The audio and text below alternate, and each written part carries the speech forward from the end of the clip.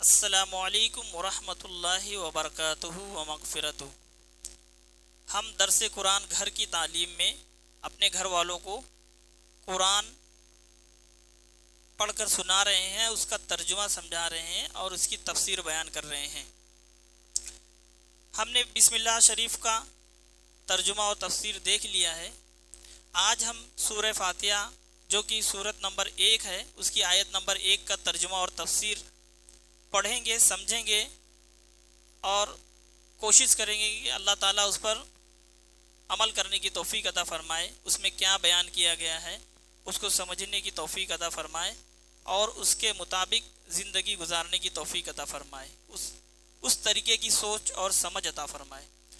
تو سبحان اللہ و بحمدہ سبحان اللہ العظیم، صلی اللہ علی محمد صلی اللہ تعالی علیہ وآلہ واصحابہ وازواجہ وبارک وسلم۔ اعوذ باللہ من الشیطان الرجیم، بسم اللہ الرحمن الرحیم، الحمد للہ رب العالمین۔ ترجمہ کنز الایمان، سب خوبیاں اللہ کو جو مالک سارے جہان والوں کا۔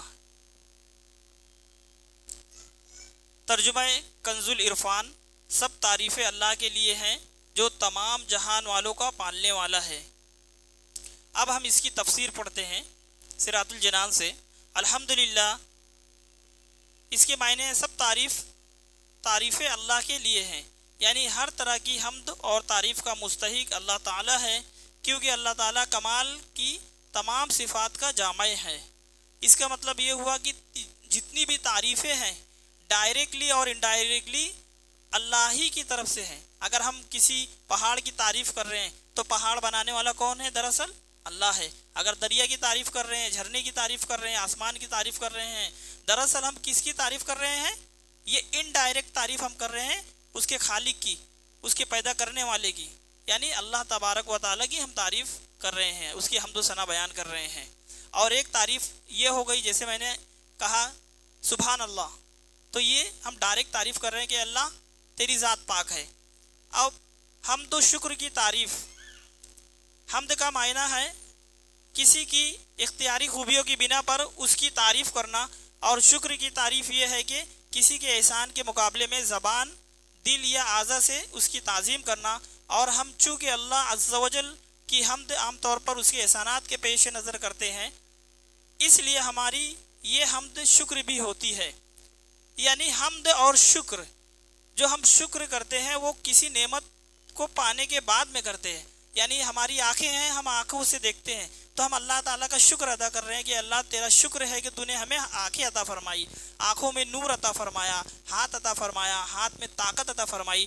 آج دیکھیے لوگ فالج کے مریضوں میں مبتلا ہیں، بدن تو صحیح سلامت ہے لیکن وہ کون سی قوت ہے، اللہ نے کون سی طاقت کو چھین لیا ہے جو اس میں سے قوت ختم ہو گئی ہے، پکڑنے کی قوت ختم ہو گئی ہے، چلنے کی قوت ختم ہو گئی۔ تو ہم اللہ تعالیٰ کی تعریف، اس کا شکر ادا کر رہے ہیں، جو کہ ایک حمد کے زمرے میں بھی آ جاتی ہے۔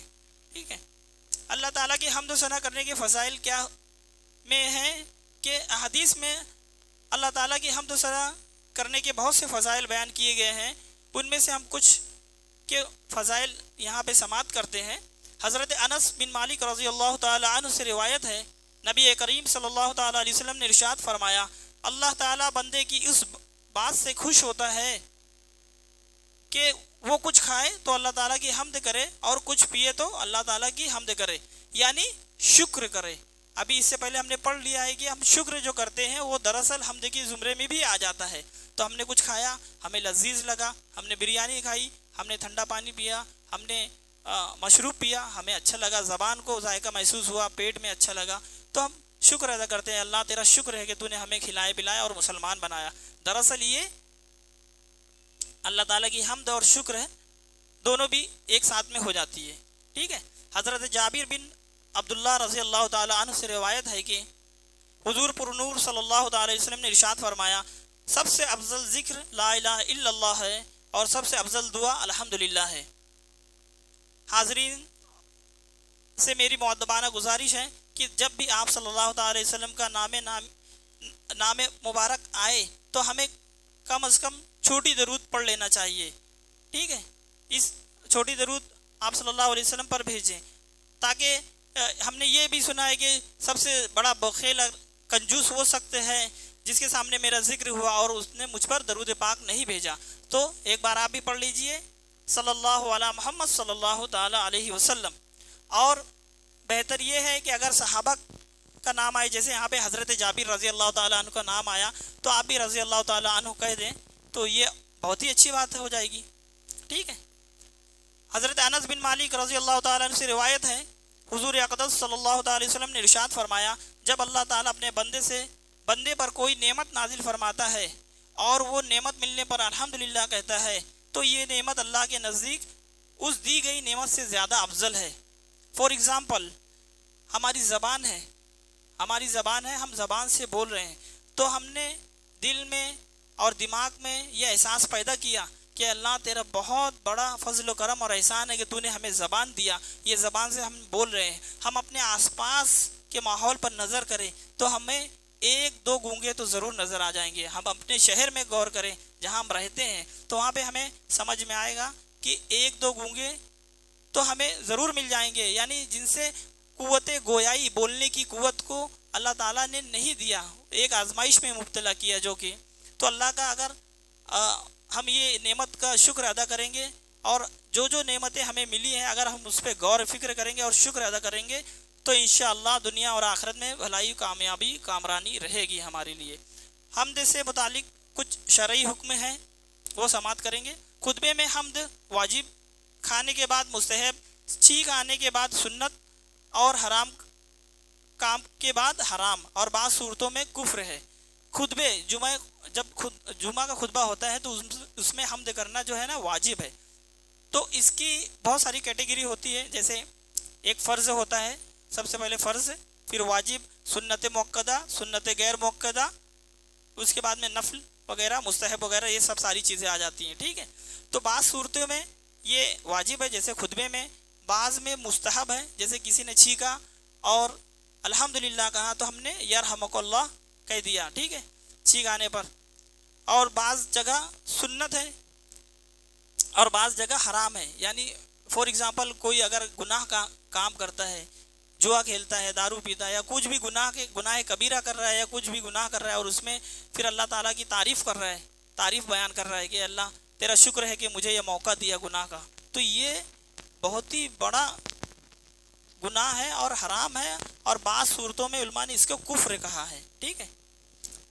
للہ کے معنی ہوتے ہیں اللہ کے لیے۔ اللہ اس ذات اعلیٰ کا عظمت والا نام ہے جو تمام کمال والی صفتوں کی جامع ہے، اور بعد مفسرین نے اس لفظ کے معنی یہ بھی بیان کیے ہیں، جیسے اس کے ایک معنی یہ ہے عبادت کا مستحق، دوسرا معنی یہ ہے وہ ذات جس کی معرفت میں عقل حیران ہے، تیسرے معنی یہ ہے وہ ذات جس کی بارگاہ میں سکون حاصل ہوتا ہے، اور چوتھا معنی یہ ہے کہ وہ ذات کہ مصیبت کے وقت جس کی پناہ تلاش کی جائے۔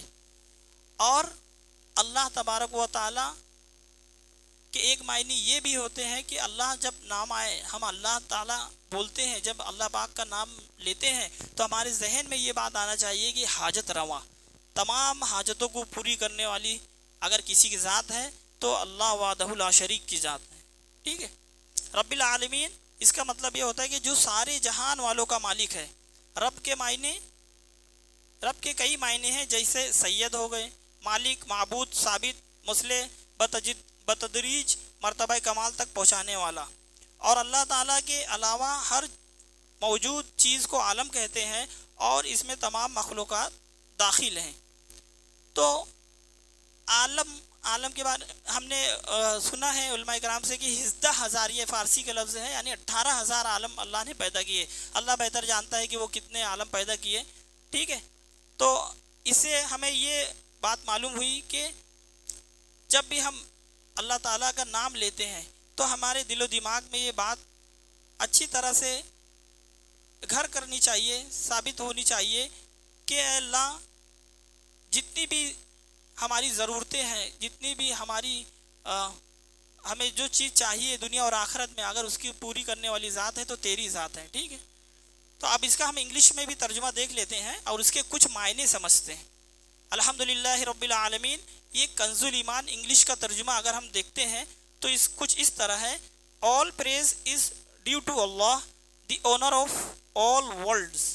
اب ہم یہ سمجھنے کی کوشش کرتے ہیں قرآن جو لفظ آئے ہیں میں ان کو صرف ان کے معنی بتاؤں گا، ٹھیک ہے، جو لفظ آئے، تاکہ ہم کبھی انگلش کا ترجمہ اگر دیکھیں تو ہمارے ذہن میں اس کے کچھ معنی جو لفظ دیے ہیں، جیسے اگر ہاؤس بولیں گے تو ہمارے دماغ میں گھر اور مکان آ جاتا ہے، چیئر بولیں گے تو ہمارے دماغ میں کرسی آ جاتی ہے، تو یہ سب انگلش کے ورڈ ہیں۔ تو انشاءاللہ ہم انگلش کے جب بھی ٹرانسلیشن دیکھیں گے تو ہمیں تھوڑی بہت اس کی سہولت ملے گی، جیسے ہم نے عربی میں دیکھا ہے۔ مثال کے طور پہ all جو ہے یہ تمام لوگوں کے لیے استعمال کیا جاتا ہے۔ پریز کا مطلب ہوتا ہے تعریف کرنا، is due to Allah, is due to مطلب کیا ہوتا ہے، کی وجہ سے، اللہ تعالیٰ کا مبارک نام ہے Allah. The owner of all the world, owner کا مطلب ہوتا ہے مالک، اور اس کے بعد میں ورلڈ کا مطلب تو آپ جانتے ہی ہیں کہ دنیا کے لیے بولا جاتا ہے اور سارے عالم کے لیے بولا جاتا ہے، لیکن جو قرآن کا ترجمہ ہے وہ ہم اپنے لفظ کے حساب سے نہیں کر سکتے ہیں، اپنے لفظ کے معنی کے حساب سے نہیں کر سکتے ہیں۔ یہ علماء اکرام کی ذمہ داری ہوتی ہے کہ وہ، جیسے ہم نے ترجمہ کنز الایمان دیکھا، بہت زیادہ علم اور بہت زیادہ عاشق رسول بننے کے بعد میں آدمی قلم اٹھاتا ہے، ہم صرف اس کے الفاظ کے معنی کو آپ کو بتا رہے ہیں کہ یہ انگلش کے ورڈ کی کیا معنی ہوتی ہے، تاکہ ہمیں تھوڑا بہت جب ہم بھی کبھی انگلش کا ترجمہ دیکھیں تو ہمیں وہ بات دھیان میں رہے۔ اللہ تعالیٰ سے دعا ہے آخر میں کہ اللہ تعالیٰ جو بھی پڑھا گیا ہے اسے یاد رکھنے، اس پر عمل کرنے اور اسے دوسرے تک پہنچانے کی توفیق عطا فرمائے، اور ہمارے گھر میں اسلامی ماحول عطا فرمائے، اور ہماری نسلوں کو ایمان اسلام پر ثابت قدمی کی توفیق عطا فرمائے، اور ہمارا خاتمہ ایمان پر فرمائے۔ وما علینا الا البلاغ۔ السلام علیکم ورحمۃ اللہ وبرکاتہ۔ سبحان ربک رب العزۃ عما یصفون وسلام علی المرسلین والحمد للہ رب العالمین۔